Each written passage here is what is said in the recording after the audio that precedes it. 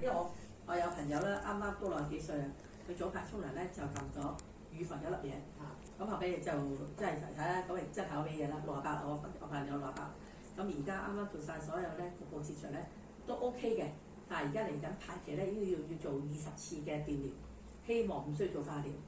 如果而家做埋所有個過程咧，佢啱啱做咗預防 cancer 咧，就做咗手術咧就23萬，咁喺中間仲要做抽針啊、科隆啦。咁而家嚟緊再做埋20次嘅話咧，應該大概約數60萬到啦。就而家用緊呢個高端去配緊啦。咁喺醫療方面我哋已經唔擔心啦，因為俾晒錢啊嘛公司。咁如果佢危疾有嘅，佢又符合危疾嘅，咁佢買危疾公司咪配俾佢啦。咁我呢個朋友，我即係大家做同事噶嘛，我同事退休啦，咁所以變咗其實佢而家喺醫療方面咧，我哋已經話自己一路做就越嚟越清楚個醫療點解咁緊要，話同佢慳錢，保費係幾多？最肉赤係咩咧？係俾保費嘅啫，冇到洗對。但係最需要咧就係有事時間嘅，我可以俾到錢先，係嘛？我就算問姐啊，喂，我話到俾你聽，我都有錢還俾你啊，啱嘛？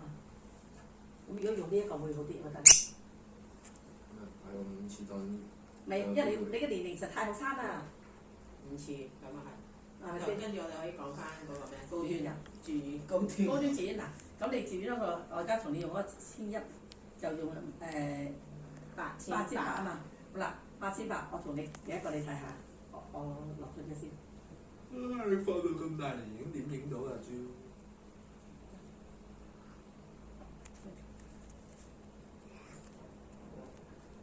點解我獨立同你買咧？一係個條件啫。